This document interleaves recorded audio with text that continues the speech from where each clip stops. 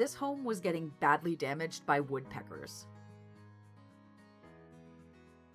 Since most of the homeowner's insurance doesn't cover woodpecker damage, we need to help this homeowner ASAP.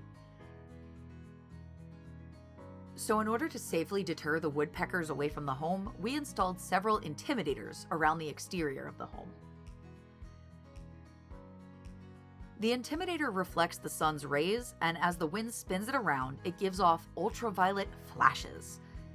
Ultraviolet is a color that birds can see, but humans cannot.